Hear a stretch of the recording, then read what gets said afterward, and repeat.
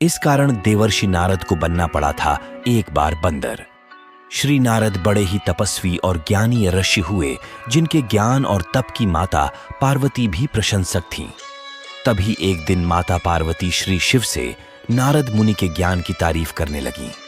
शिव ने पार्वती जी को बताया कि नारद बड़े ही ज्ञानी हैं, लेकिन किसी भी चीज का अहंकार अच्छा नहीं होता है। एक बार नारद को इसी अहंकार घमंड के कारण बंदर बनना पड़ा था।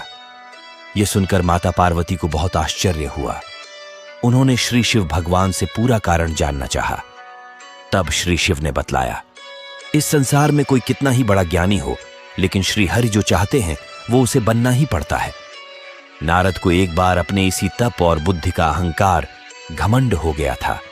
इसलिए नारद को सबक सिखाने के लिए श्री विष्णु को एक युक्ति सूझी। हिमालय पर्वत में एक बड़ी पवित्र गुफा थी। उस गुफा के निकट ही गंगा जी बहती थीं। वह परम पवित्र गुफा नारद जी को अत्यंत सुहावनी लगी। वहां पर के पर्वत, नदी और वन को देखकर उनके हृदय में श्री हरि विष्णु की भक्ति अत्यंत बलवती हो उठी और वे वहीं बैठकर तपस्या में लीन हो गए। नारद मुनि की इस तपस्या से देवराज इंद्र भयभीत हो गए कि कहीं देवर्षि नारद अपने तप के बल से उनका स्वर्ग नहीं छीन ले। इंद्र ने नारद की तपस्या भंग करने के लिए कामदेव को उनके पास भेज दिया। वहां पहुंचकर कामदेव ने अपनी माया से वसंत ऋतु को उत्पन्न कर दिया। पेड़ और पत्ते पर रंग बिरंगे फूल खिल गए, कोयले कूकने लगीं और भौरे गुंजार करने लगे। कामाग्नि को भड़काने वाली शीतल मंद सुगंध सुहावनी हवा चलने लगी। रंभा आदि अप्सराएं नाचने लगीं, किंतु कामदेव की किसी भी माया का नारद मुनि पर कुछ भी प्रभाव नहीं पड़े रहा। तब कामदेव को डर सताने लगा कि कहीं नारद मुझे शाप न दे दें। इसलिए उन्होंने श्री नारद से क्षमा मांगी। नारद मुनि को थोड़ा भी क्रोध नहीं आया और उन्होंने कामदेव को क्षमा कर दिया। कामदेव वापस अपने लोक में चले गए। कामदेव के चले जाने पर नारद मुनि के मन में अहंकार घमंड हो गया कि मैंने कामदेव को जीत लिया। वहां से वे शिव जी के पास चले गए और उन्हें अपने कामदेव को हारने का हाल कह सुनाया। भगवान शिव समझ गए कि नारद को अहंकार हो गया है।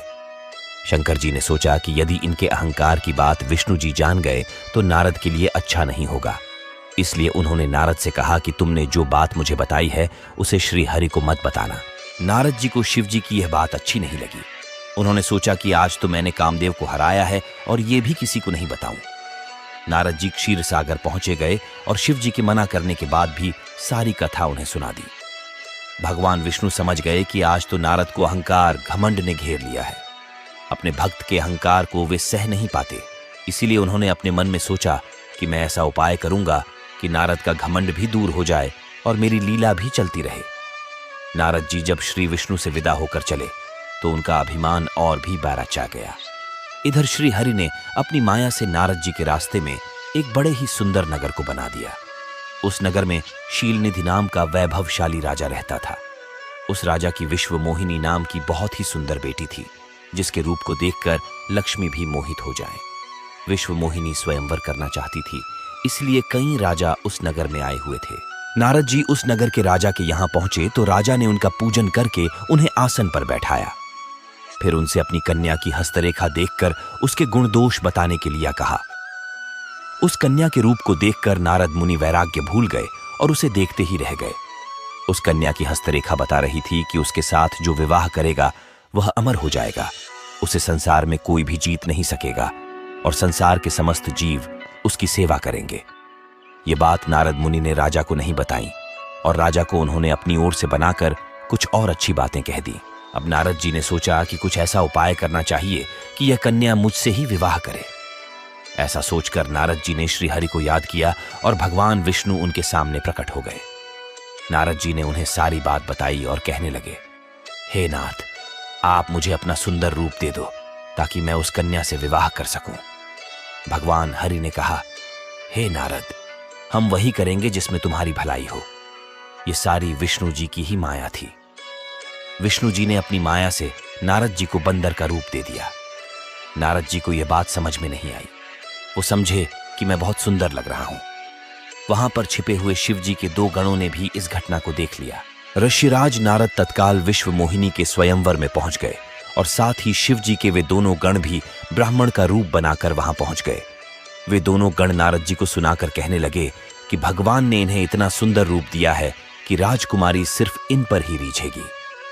उनकी बातों से नारद जी मन ही मन बहुत खुश हुए। स्वयं भगवान विष्णु भी उस स्वयंवर में एक राजा का रूप धारण कर आ गए। विश्व मोहिनी ने क्रूप नारद की तरफ देखा भी नहीं और राजा रूपी विष्णु के गले में वरमाला डाल दी। मोह के कारण नारद मुनि की बुद्धि नष्ट हो गई थी। राजकुमारी द्वारा अन्य राजा को वरमाला डालते देख वे परेशान हो उठे। उसी समय शिव जी के गणों ने ताना कसते हुए नारद जी से कहा, जरा दर्पण में अपना मुंह तो देखिए। मुनि ने जल में झांककर अपना मुंह देखा और अपनी कुरूपता देखकर गुस्सा हो उठे। गुस्से में आकर उन्होंने शिव जी के उन दोनों गणों को राक्षस हो जाने का शाप दे दिया। उन दोनों को शाप देने के बाद जब मुनि ने एक बार फिर से जल में अपना मुंह देखा तो उन्हें अपना असली रूप फिर से मिल चुका था।